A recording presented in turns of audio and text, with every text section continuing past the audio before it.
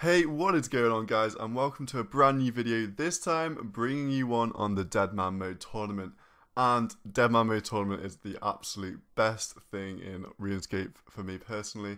The competitive nature of it, the fresh start, the fresh economy, it is just so fun to play. If you haven't ever played Dead Man tournament or even a season, I would highly recommend it because it is really fun. So as for this tournament, my plan is to try and swap an absolute ton of GP and to do it in quite a few different ways so it doesn't get boring and repetitive. As I'm sure you'll remember last season, or maybe not, we ended up swapping around 160 mil from going for crafting. We ended up crafting Furies and stuff like that, so that was pretty fun. It's pretty different and quite an interesting way to play the game, especially with a fresh economy. I know a lot of you guys did love to see those videos, so I'm going to bring it back again because I think it is something that a solo player can really do well on in this tournament. Rather than trying to go for the win, I mean, how did I get knocked out last time? I ended up getting piled in multi because I was in the Spark Mark clan with a load of noobs. So I'm not in a clan. I guess I could join a clan, but I don't particularly want to at this stage. And to have a realistic shot at progressing far in the 1v1s, you have to grind pretty hard. I know it's 8 days, but still, you have to get max pretty much.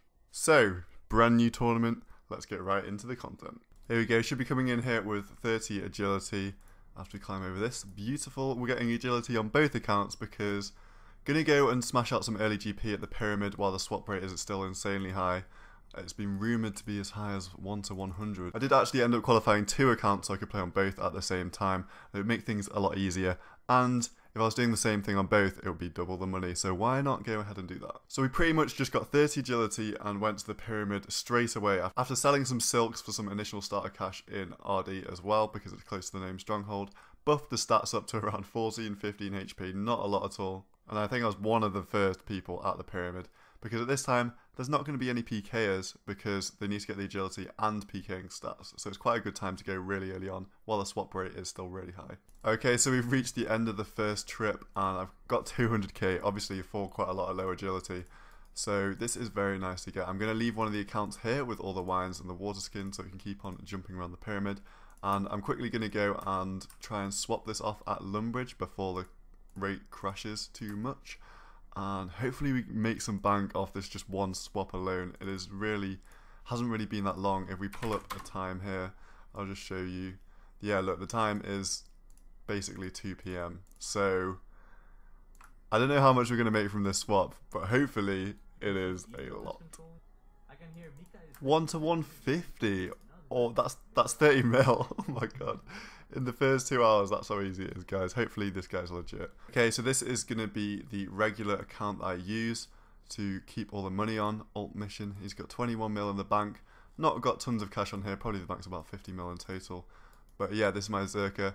And I'm going to be collecting the money on the inventory in here and not putting any in the bank so you can keep track of how much I've made. So we did actually complete our first swap, which was 1 to 150 for 190k. So that means we got 28 mil for 2 hours work on the main game. Not too bad if you ask me, especially as we're laying the foundations for making more and more GP in the future. And there goes another inventory, 290k. Swap rate's going down pretty quickly at the moment. And it's getting pretty busy, and as you can see, it's 3:45, so another pretty much 2 hours have passed, and we've made another 290k, 300k. Here we go, we're still getting 1 to 100 4 hours into the tournament. I've kind of kept this as like a log of how the swap rates end up behaving, because I think that's pretty useful for looking back and planning out future strategies, because last time I did crafting and the swap rate did crash quite early on in the day, but you have to invest in crafting so you don't actually end up making as much money. So I think this is definitely a lot better for money making for any of you guys out there that would want to do this in future. Actually no, because swapping is banned on future seasons, so we'll see how that plays out. Don't know if they'll rescind that decision. Okay, so I'm not going to bore you with the finer details because I did pretty much just end up doing pyramid the whole time. There really wasn't many PKs at all. In past seasons, it's just been locked down and you've been getting bolted the whole time. Only 2 or 3 max at a time.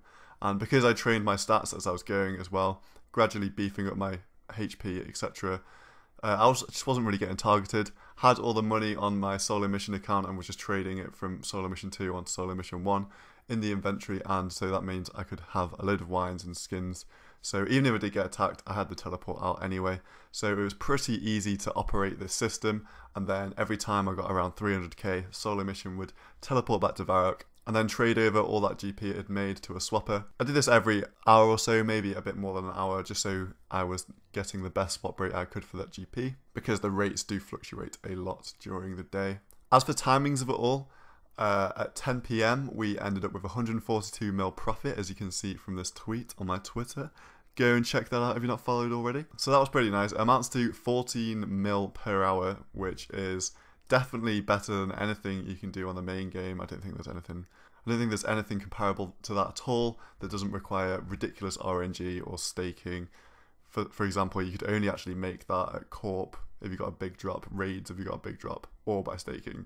There is no other way. So that was really exciting. I only made 160 mil in comparison last season, so we're pretty much at that total already. Actually did continue past this point, had a bit of a break and stayed up for a couple more hours. The swap rate was around 1 to 30 when I got off, around 2 or 3 AM I think it was. So we ended up making 200 mil in total for this video, which is pretty sick. I'm sure like a lot of you are like, how can it be that easy? Literally one day you just swap over a load of money and it's just consistent. I've planned how I was going to operate my system for a couple of days. Just thought about what was the best thing to do early on in Deadman mode to swap. I mean, it's a little bit redundant, yes. Looking forward, this isn't really a guide, it's more of just like an interesting video about how Deadman mode works and how the swapping side of the economy works. I think Pyramid is definitely the best thing to do on day one. However, going forward in future days, I will be branching out and doing other things. I'm not just going to make a million videos of like, oh, here we go, here's another 10 hours of Pyramid, guys, because I was getting a bit bored of this by the end, even though I was making some absolute bank loot. So next video, I will probably be doing a different moneymaker on Deadman mode. Even if you can't swap in the future, just keep in mind these are really, really good money makers for the game mode. Pyramid does become less effective as the game mode goes on because GP becomes worth less and items become worth more as the economy develops. I mean, it's pretty obvious that the value of GP is going to go down as all those pyramid jumpers are going to be pumping in so much cash into the economy all the time. A little bit different to what everyone else does. It's not quite the same doing Monkey Madness, going the Warriors Guild, going Defenders, doing Slayer that a lot of other content creators do. So I hope you guys did enjoy. Subscribe if you want to keep up to date with the next few videos. Probably going to be 3 or 4 Deadman mode videos swapping this tournament. I think my goal at the moment is probably, I want to say 500 mil. If we could make half a bill off one tournament, that would be absolutely insane. Bear in mind it's going to be a lot more difficult from now on because people have better gear to PK, etc. And also the swapping rates will slowly decline more and more. It's still around 1 to 25, I believe, at 4 PM on the Saturday. So there's still plenty of money to be made.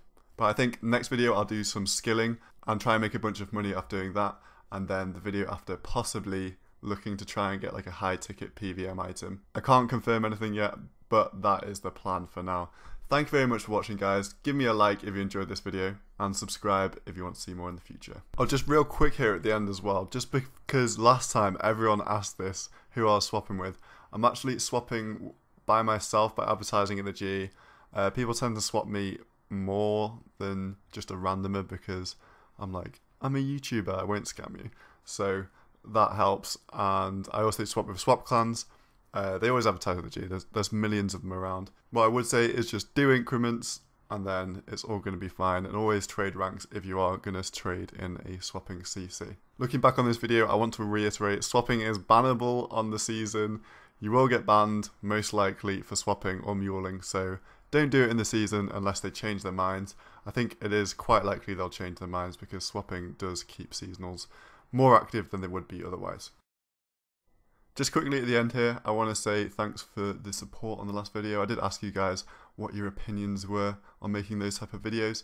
Did get a lot of likes, probably haven't had this amount of likes for a year, so like that was pretty nice to see, but I also did get the most dislikes ever. But this is good, like I want people to interact, so leave a like or a dislike if you do enjoy or don't enjoy the content. It's so much more motivating than just having like 80 likes and like 2 dislikes. It really does help when you give feedback and it helps it in the YouTube algorithm, so that'd be perfect if you could do that.